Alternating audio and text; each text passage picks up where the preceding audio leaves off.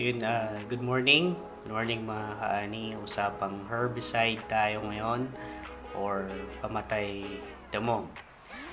In general, may dalawang category. Yung uh, herbicide.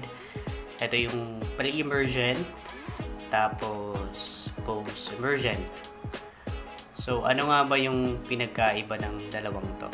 So, actually, madali lang siya tandaan.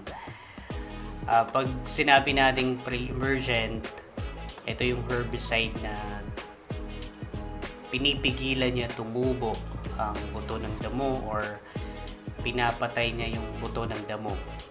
Kaya nga, pre-emergent kasi ibig sabihin hindi pa naka-emerge yung damo or nakatubo yung buto. So, hindi pa visible yung damo sa palayan natin. Samantala yung post-emergent naman, ito yung herbicide na ginagamit pag nakatubo na yung damo.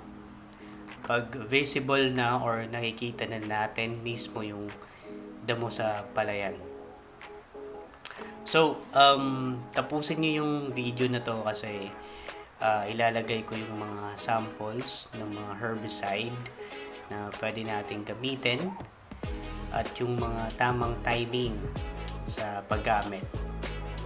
So, frequently asked questions. Siyempre, paano gamitin to? Sa pre-emergent herbicide, since buto yung main target niya, yung advisable na pag-apply or pag-spray is 0 to 4 days after transplanting or sowing.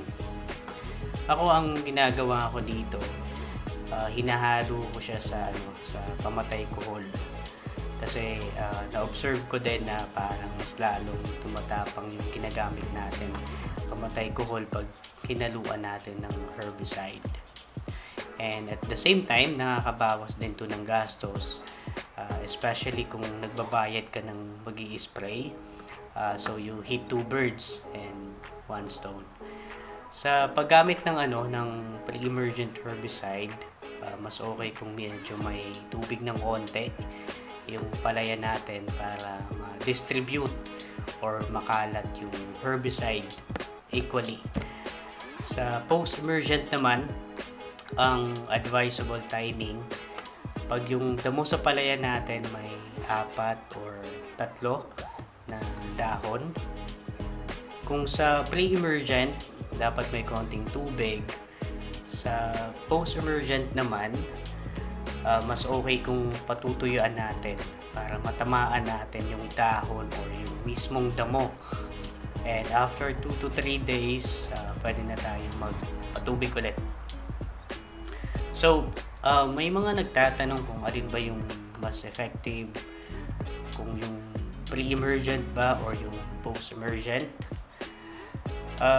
Para sa akin, pareho siyang nakakatulong, lalo na kung alam mo kung paano at kung kailan mo siya gagamitin. Pero syempre, walang isang paraan lang ang pwedeng makakontrol ng damo. Kailangan talaga natin gumamit ng iba't ibang paraan. So, sabi nga nila, walang perfecto.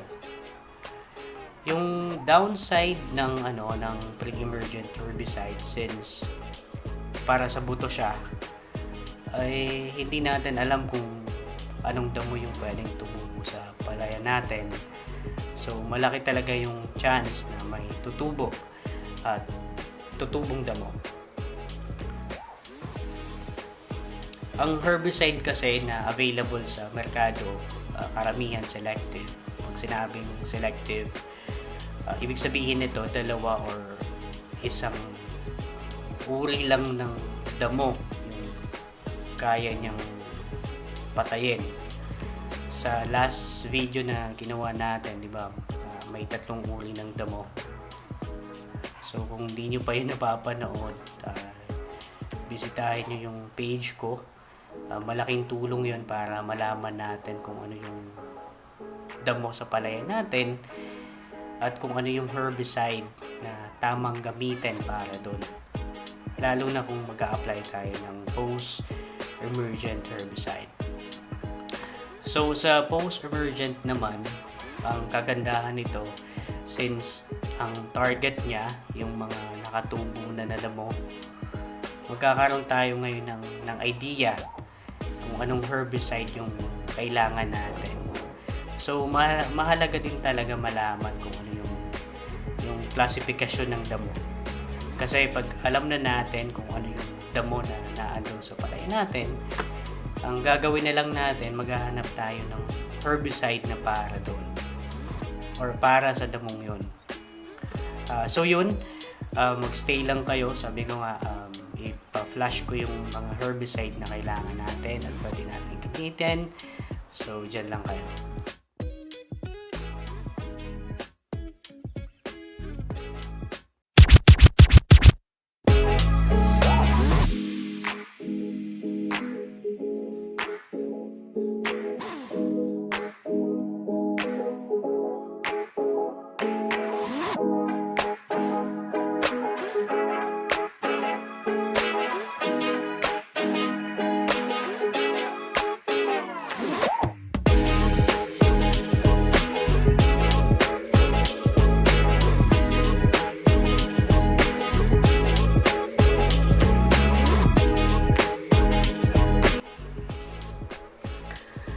So yun, maraming salamat at nakaabot kayo sa dulo ng video. Sana may natutunan kayo sa video natin ngayon. And sa susunod na video, ang pag-uusapan natin is about fertilizer. So subscribe